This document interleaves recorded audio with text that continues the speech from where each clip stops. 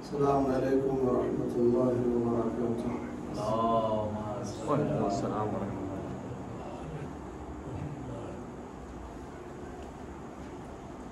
ला हौला वला कुव्वता इल्ला बिल्लाह अल अलिय्यिल अज़ीम। अऊज़ु बिल्लाहि मिनश शैतानिर रजीम। बिस्मिल्लाहिर रहमानिर रहीम। अल्हम्दुलिल्लाहि रब्बिल आलमीन। बारिइल खलाइक़ अजमईन व बाइसिल अंबियाइ वल मुरसलीन। अल्लज़ी बअदा फला युरा व क़रबा फशहदन नजवा। अल्लज़ी खलक़ल खलाइक़ बिक़ुदरतिही व नशरर रियाह बिरहमतिही व वद्दद बिस्सुहूर मयदान अर्दिही।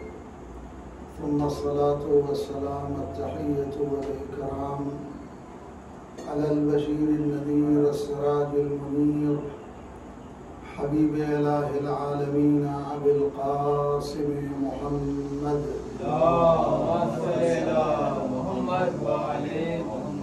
व अला आलिहिल अत्यबीन अल अतहरीन अल अंजलीन अल्लज़ीना अज़हबल्लाहु अन्हुमुर रिज्स व तहहरहुम तत्हीरा।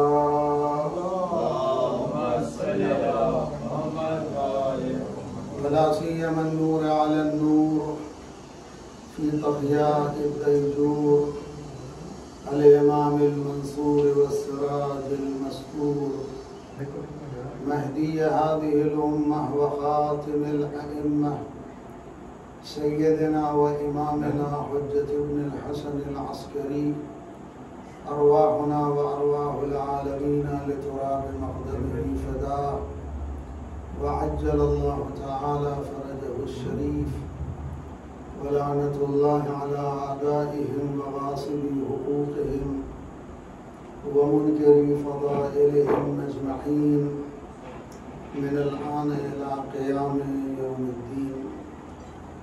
अम्मा बअद या इबादल्लाह ऊसीकुम व नफ्सी बितक़वल्लाह। क़ाल रसूलुल्लाह सल्लल्लाहु अलैहि व आलिहि वसल्लम इन्नल्लाह ला यंज़ुरु इला सुवरिकुम व अमवालिकुम व इन्नमा यंज़ुरु इला क़ुलूबिकुम व अअमालिकुम व इन्नमा यंज़ुरु इलल क़ुलूब लिअन्नहा मंतिक़तुन निय्यह। अज़ीज़ान गिरामी, सबसे पहले मैं ख़ुद अपने नफ्स अम्मारा और आप तमाम हज़रात को तक़वा इलाही की तरफ दावत देता हूँ। अल्लाह का खौफ अपने अंदर पैदा करें और वो अमाल बजा लाने की हम सब कोशिश करें जिससे खुदा और रसूल और अहले बैत रसूल खुश हों और राज़ी हों। जिस हदीस मुबारक की तिलावत आपके सामने की है वो सरकार दो आलम मोहम्मद मुस्तफ़ा सल्लल्लाहु अलैहि वसल्लम की बेहतरीन हदीस है कि जिसमें आप इरशाद फरमा रहे हैं कि इन्नल्लाह ला यंज़ुरु इला सुवरिकुम व अमवालिकुम।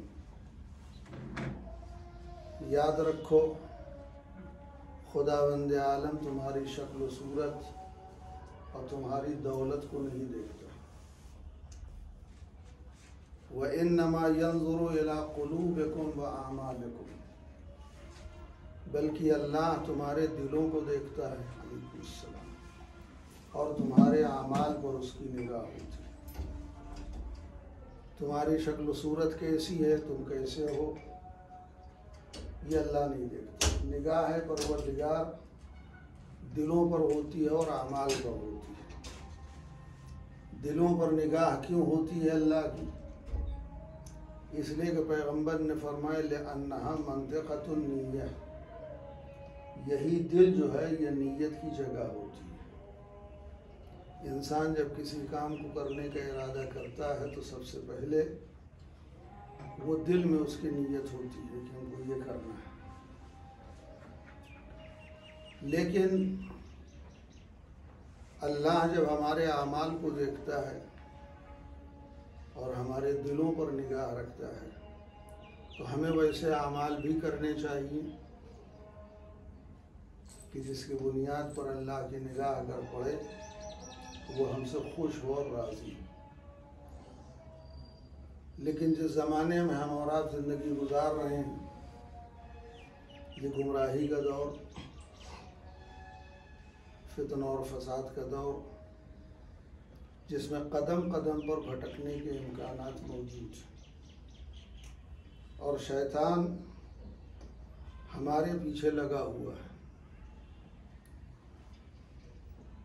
इसलिए कि जब उसने सजदे आदम का इनकार किया, अल्लाह ने जब उसको अपनी बारगाह से निकाला तो चलते चलते उसने जो धमकी दी है वो ये है कि परवरदिगार तू तो मुझे निकाल रहा है, लेकिन मैं तेरे सीधे रास्ते पर बैठूंगा और तमाम लोगों को जो उस रास्ते पर चलेंगे और आएंगे उनको बहकाऊंगा।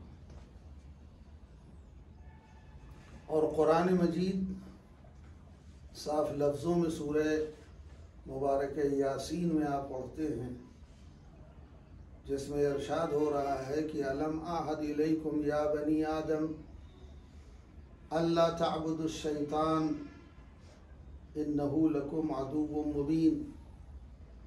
ए औलाद आदम, क्या मैंने तुम लोगों से अहद व पैमान नहीं लिया कि तुम लोग शैतान की इबादत न करना,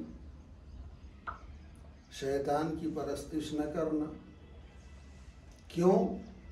इन्नहु लकुम अदुव्वुम मुबीन, इसलिए वो शैतान तुम्हारा खुला हुआ दुश्मन है। दुश्मन कई तरह के होते हैं। एक होते हैं कि जो सामने नहीं आते, खोल के दुश्मनी नहीं करते, लेकिन एक होता है कि जो बाकायदा डंके की चोट पर दुश्मनी का ऐलान करता है। उसी में से शैतान है हमारा सबसे बड़ा दुश्मन, जो खुला हुआ दुश्मन है। और दुश्मन का काम ये है कि सामने वाले को नुकसान पहुंचाना।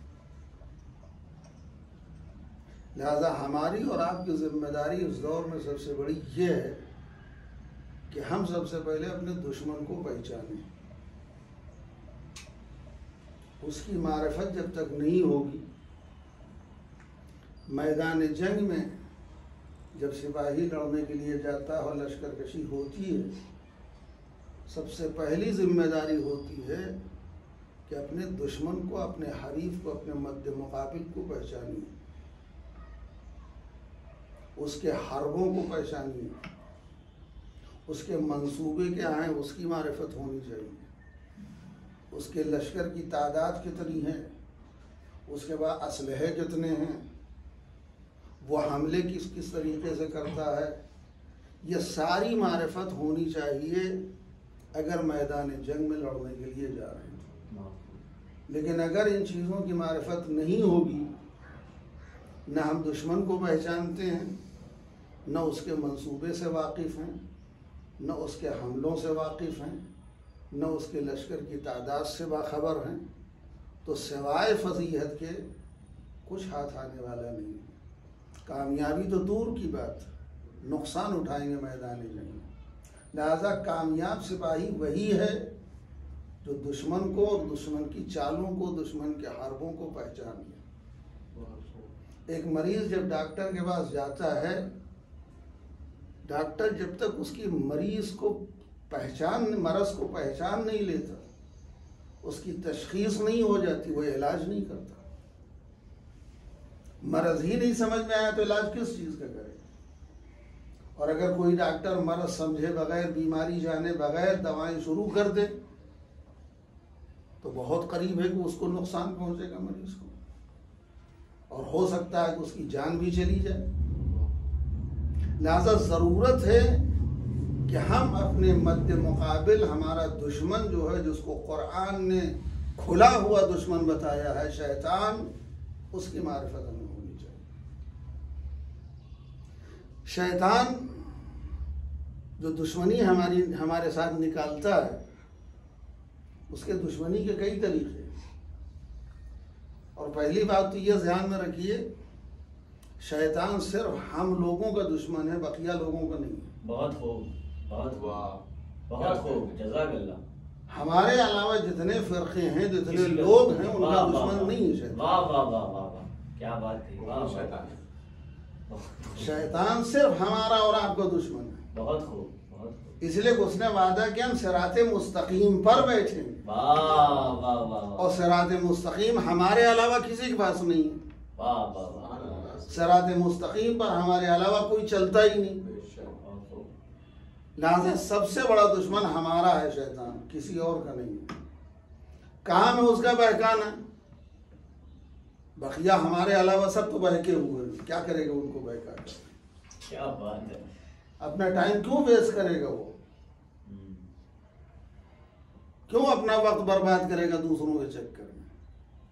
लिहाजा वो बहकाने की कोशिश हमें और आपको करता है, हमारा दुश्मन है। अब वो दुश्मन है तो उसकी चालें क्या हैं, कैसे कैसे वो हमले करता है। सबसे पहला काम तो शैतान जो हमारे और आपके साथ करता है, वो वसवसा पैदा करता है। वसवसा पैदा करता है। वसवसा यानी क्या? वसवसा किसे कहते हैं? जो हकीकत नहीं है उसे हकीकत बना करके पेश कर देगा। जिसकी कोई हकीकत नहीं है, जिसका कोई वजूद नहीं है, उसको हमारे सामने हकीकत बना करके पेश कर देता है। ये सबसे पहला हमला है उसका, वसवसा करता है। और ये वसवसा हमारे और आपके दिलों में डालता है। जाहिर सी बात है, वो अपने फन का माहिर है तो उसके शागिर्द भी हैं, वो उस्ताद है, उसके शागिर्द भी इस दुनिया में। इसीलिए कुरान में आप पढ़िए वसवसे के ताल्लुक से, सूरह नास पढ़ते हैं, युवस्विसु फी सुदूर नास मिनल जिन्नति वन्नास। यानी जो भी वसवसा दिलों में डालता है वो शैतान का चेला है, चाहे वो इंसानों में से हो चाहे वो जिन्नातों में से हो।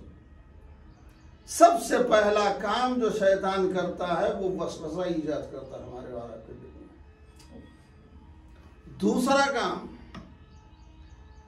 शैतान गुमराह करने के बाद अपनी बात से मुकर जाता है। यह हम लोग भी करते हैं। काम हो जाता है, गलती हो जाती है तो उसको हम इनकार कर देते हैं, अपना दामन झाड़ने की कोशिश करते हैं, दूसरे के सर पे डालने की कोशिश करते हैं। ये कहां से सीखा हमने? ये शैतान से सीखा। जनाब आदम के सजदे से इनकार जब किया, अल्लाह ने उसको निकाला अपनी बारगाह से। चलते चलते उसने क्या कहा? क़ाल रब्बि बिमा अग़वैतनी लउज़य्यनन्न लहुम फिल अर्ज़। परवरदिगार, जबकि तूने मुझे गुमराह कर ही दिया। अब आप देखिए, इल्जाम शैतान अल्लाह के ऊपर रख रहा है कि तूने मुझे गुमराह कर दिया। रब्बि बिमा अग़वैतनी, अब जो तूने मुझे गुमराह कर दिया, जबकि गुमराह अपने इख्तियार से हुआ, अपने इरादे से हुआ, लेकिन इल्जाम अल्लाह के ऊपर डाल रहा है। अगर तूने मुझे गुमराह कर ही दिया है तो मैं, याद रख, मैं तेरे बंदों के लिए जमीन पर आमाल को सजा करके उनके सामने पेश करूंगा। लउज़य्यनन्न लहुम, जसारत पर जसारत है। सबसे पहली जसारत उसने ये की है कि गुमराही का इल्जाम अल्लाह के सर पे डाला कि तूने मुझे गुमराह किया। और दूसरी जसारत यह है अल्लाह के सामने कि मैं तेरे बंदों के सामने आमाल को सजा के पेश करूंगा, गुनाहों को सजा के पेश करूंगा। लउज़य्यनन्न, लाम भी ताकीद के लिए आता है। और नून भी ताकीद के लिए आता है, नून सकीला जिस पर तशदीद होती है। दो दो ताकीद के साथ शैतान वादा कर रहा है कि मैं जरूर बेजरूर आमाल को सजा के पेश करूंगा, वला उग़वियन्नहुम अजमईन, और सबको गुमराह कर लूंगा, सबको भड़काऊंगा। तो आप अंदाजा लगाइए कितना बड़ा दुश्मन है हमारा। पहला काम करता है वसवसा ईजाद करता है, दूसरा काम क्या करता है कि आमाल को हमारे सामने सजा के पेश करता है, गुनाहों को सजा के पेश कर देता है। हम समझते हैं ये गुनाह है ही नहीं और कर बैठते हैं, और जब कर लेते हैं तो खुद शैतान कहता है हमने तो तुमको बुलाया, तुम हमारे कहने पे क्यों आए? लिहाजा तुम हमारी मलामत ना करो, अगर करना है तो अपने नफ्स की मलामत करो, अपनी आप मलामत करो। मैं तुम्हारे आमाल से दस्तबरदार हूं, मेरा कोई हाथ नहीं इसमें। अब आप अंदाजा लगाइए कि शैतान किस तरीके से, बिलखुसूस ये नौजवान जो हमारे बैठे, ये गौर से सुने इस बात कि आज के ज़माने में एक नौजवान के साथ शैतानी वसवसे जो हैं वो किस तरीके से हमले होते हैं शैतान के। तीसरा काम जो शैतान करता है,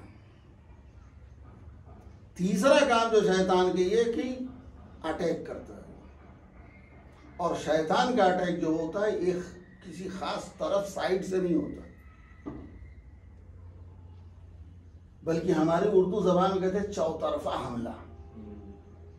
चारों तरफ से हमला करता है शैतान। कभी सामने से आता है, कभी पीछे से आता है, कभी राइट साइड से आता है, कभी लेफ्ट साइड से आता है। शैतान चौतरफा हमला करता है हमारे ऊपर, यानी किसी भी जाविये से बचने का इम्कान नहीं है। और आखिर में शैतान का हमला जो होता है वो ये है कि हमारे आमाल से मायूस हो जाता है। कब? जब हमें गुमराह नहीं कर पाता। ये कब मुमकिन है जब गुमराह नहीं कर पाएगा? उसका जादू नहीं चलता। जब हम अहले बैत के दामन से वाबस्ता हो जाते हैं, उस वक्त वो तड़पता है, कोशिश करता है, बहकाने की कोशिश करता है। हम और आप क्या है? हमारे बाबा को नहीं छोड़ा उसने, जनाब आदम को। फवस्वस लहुम शैतान, इन दोनों के अंदर वसवसा ईजाद किया शैतान ने आदम और हव्वा के दरमियान। और नतीजे में जिस दरख्त के करीब जाने से अल्लाह ने मना किया था, पहुंचा दिया, वहां चख लिया। यानी जिस काम से अल्लाह ने जनाब आदम को रोका था, मना किया था, शैतान वहां ले गया उनको और उस दरख्त का फल खा लिया। सजा क्या मिली? जन्नती लिबास उतार लिए गए और उनको जन्नत से नीचे भेज दिया गया। आज वही सारे काम हम लोग कर रहे हैं। शैतान हमारे अंदर वसवसा ईजाद करता है, हमारे सामने आमाल को, गुनाहों को सदा करके पेश करता है, हमें गुमराह करता है, और हम जो कर लेते हैं तो हमारे आमाल से दस्तबरदार हो जाता है शैतान। इसका रास्ता क्या है? शैतान को पहचान लिया, शैतान के हरबों से वाकिफ हो गए, हमलों से वाकिफ हो गए कि ये करता है। इसका इलाज क्या है? इसका कोई इलाज है या नहीं? इसका इलाज है। इसका दो इलाज है। सबसे पहला इलाज यह है कि इस्तिआज़ा करें, पनाह मांगे।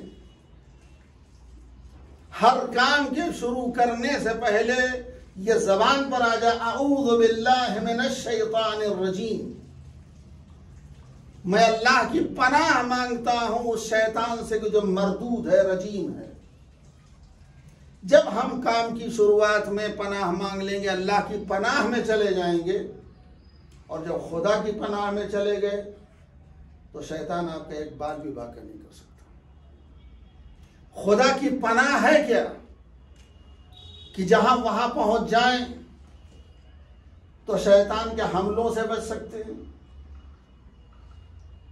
इमाम रज़ा अलैहिस्सलातु वस्सलाम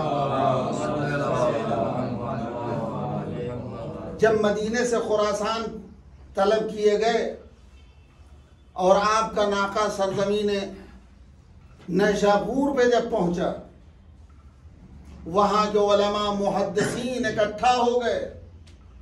फर्जंद रसूल अपने जद की कोई रवायत बयान कीजिए ताकि हम नकल करें उसे।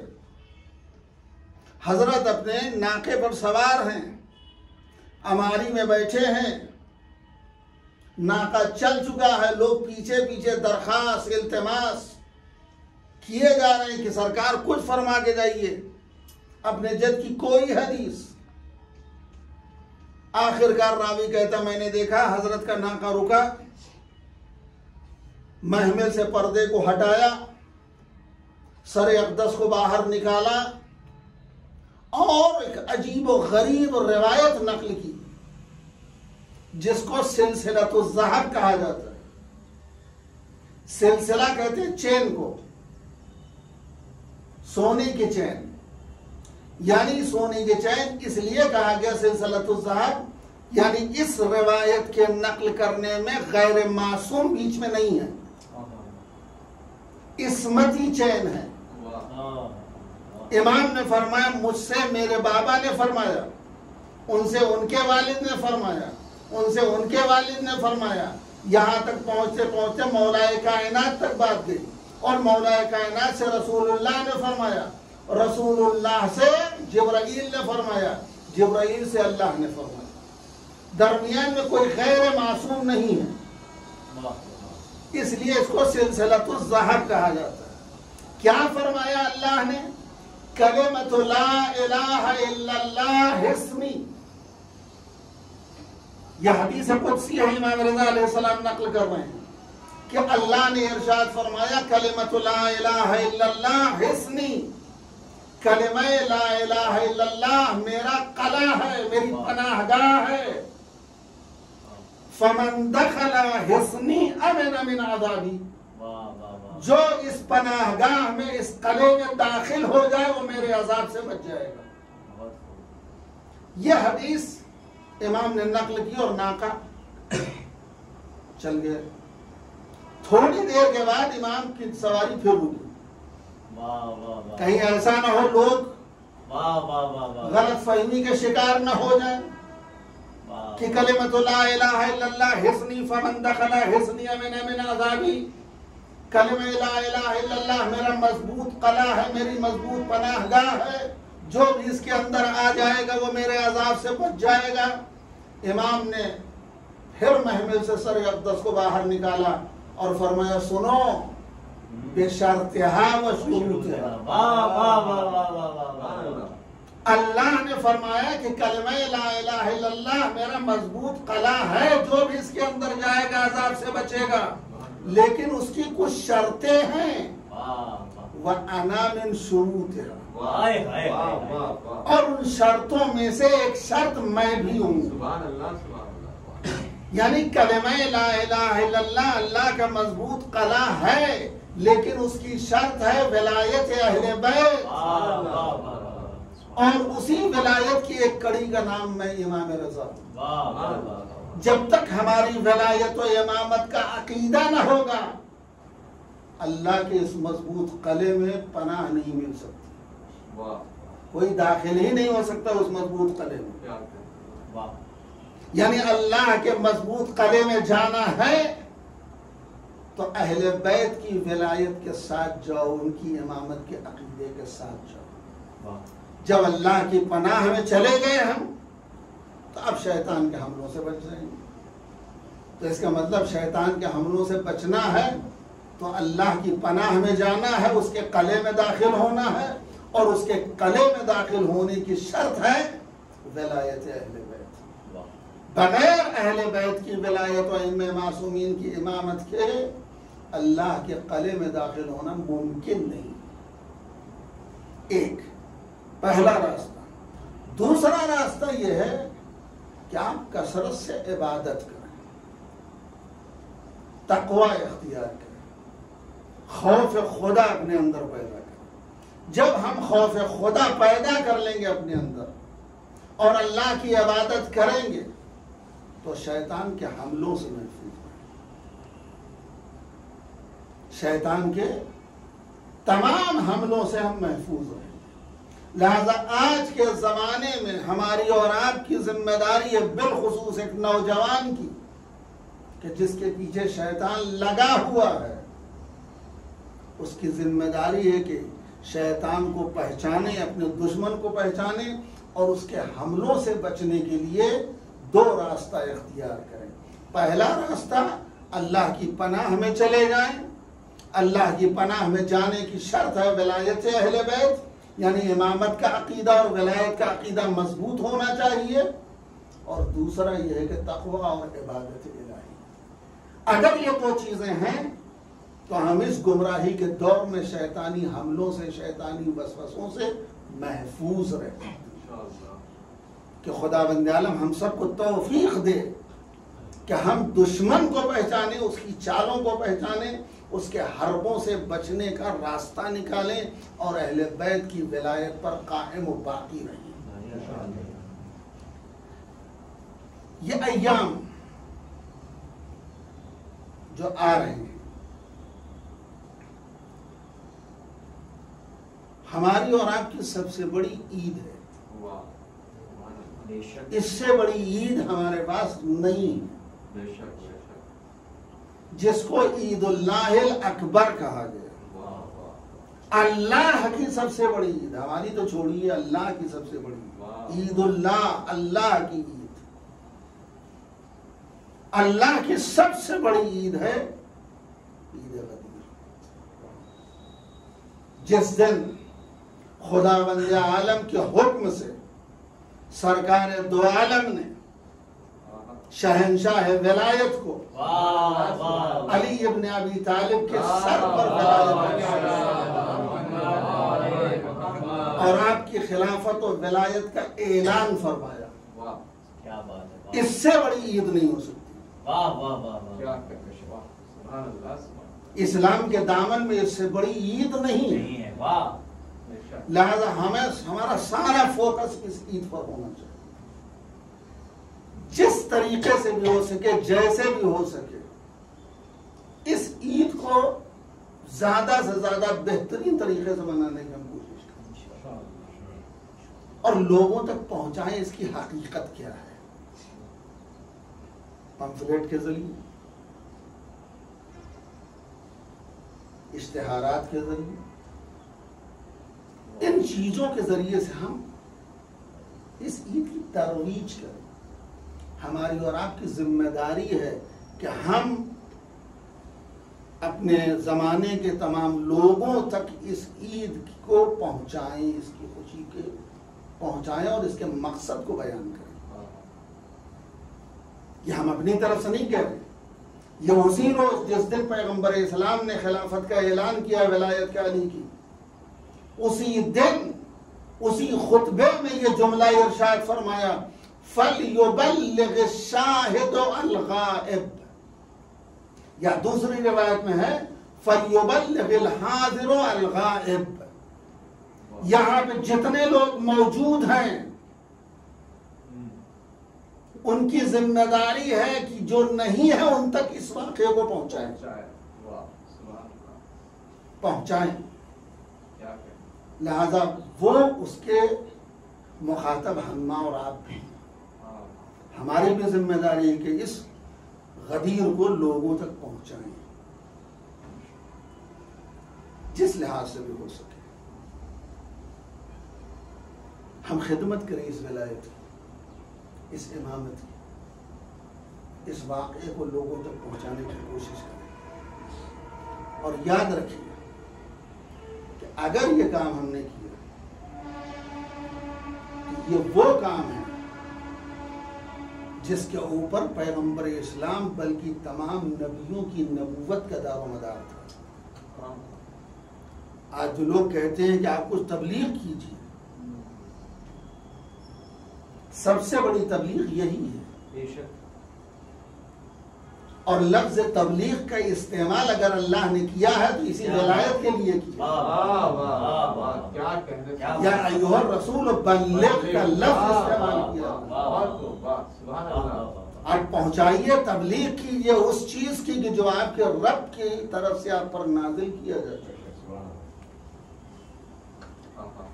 इसकी तबलीग करना है।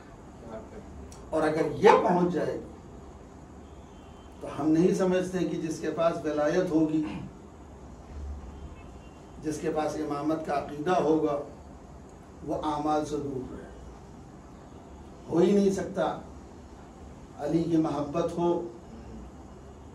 उनकी विलायत हो और हम आमाल से दूर रहें, नमाज से दूर रहें, इबादतों से दूर रहें। जो अली वाला है, इबादत उसी की शान है, वही इबादत करता है। और जिसके पास अली नहीं है वो कितनी ही इबादत करे, बेकार है। खाने काबा में जा करके तवाफ करे, सफा और मरवा के सही करते हुए मजलूमियत के आलम में कत्ल कर दिया जाए, तब भी कोई फायदा नहीं होगा। इसे जरूरत है कि हम इस ईद को, इस खुशी को दुनिया तक पहुंचाएं। खुदावंद आलम हम सबको मुबल्लिगीन गदीर में शुमार फरमाए। गदीर का पैगाम लोगों तक पहुंचाने वालों में हमारा करार, हमारा शुमार फरमाए। परवरदिगार तुझे वास्ता है मोहम्मद वाले मोहम्मद का, हमें शैतानी हमलों और वसवसों से महफूज रहने की तौफीक इनायत फरमा। परवरदिगार तुझे वास्ता है मोहम्मद वाले मोहम्मद का, हमारी इस इबादत को कबूल फरमा। हमारे तमाम गुनाहाने कबीरा और सगीरा को माफ़ फरमा। परवरदिगार तुझे वास्ता है मोहम्मद वाले मोहम्मद का, हमारे इमाम के ज़ुहूर में ताजील फरमा। अऊज़ु बिल्लाहि मिनश